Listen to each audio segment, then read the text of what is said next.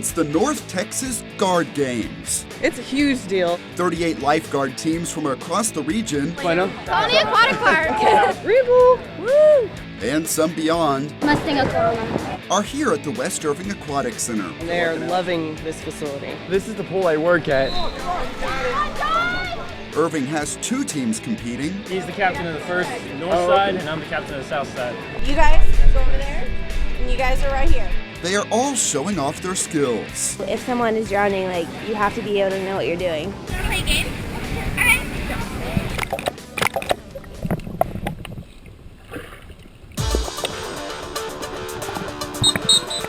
They are vying for a spot in the state competition, trophies, and It is a lot of bragging rights.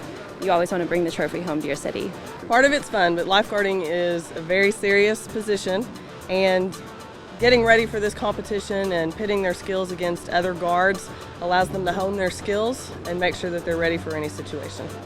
at the North Texas Guard Games, a lot of the competitions are going on at once. This one is a test of CPR skills, and it's all closely watched and scored by a team of judges. We're going to be looking for the guards to make sure that they're scanning their water, holding their slack, and then they recognize that the victim is passive. And after that, they do the correct extraction. And then once they recognize that the victim is passive, they go into CPR and do the correct CPR ratios. 1 and 2 and 3 and 4 and 5 and 6 and 7 and 8 and 9 and 10. When the AED is ready to use, they use that. Everyone stand to. I'm clear, you're clear, we're all clear. Across the pool, this challenge involves a patient with a spinal injury.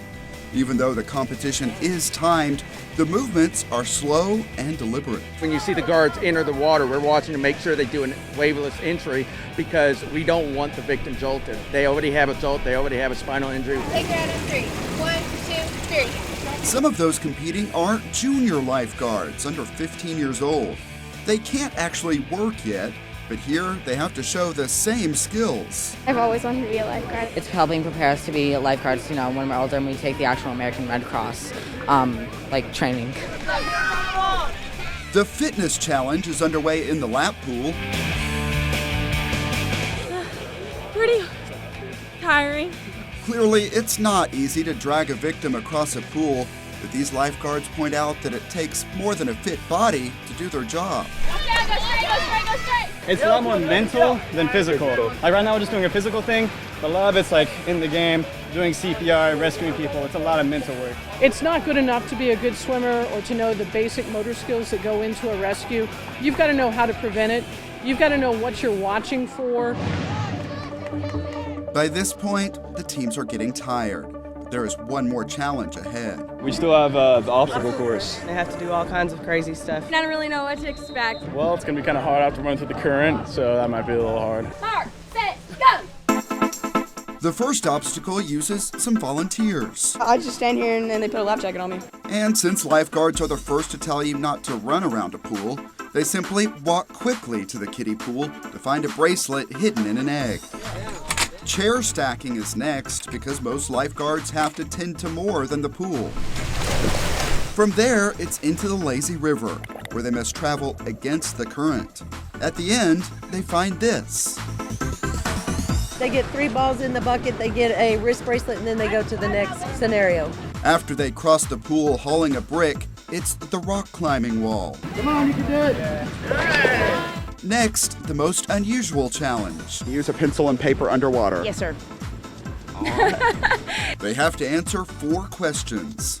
She knows that she's in the North Texas Guard Games, and she knows that the ratio is 30-2.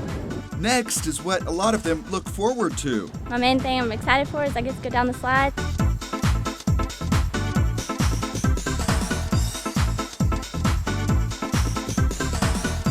Then it's off to the finish line. This was all done as a team, because lifeguarding is not a job performed alone. It's all talking. You have to make sure everybody can cooperate together. And I mean, if one person isn't helping, it makes the scene a whole different story, Irving is proud to host this event. It shows off what we have to offer, and then it allows people to use our equipment to train, and then they go back to their cities. These lifeguards are having a great time. I love it, especially since they're coming all around the Metroplex. You really get to see how the other cities work with their guards. But most importantly, they are eager to demonstrate the skills they worked so hard to learn. We gotta know how to save people's lives. We gotta know this stuff. We have to be ready.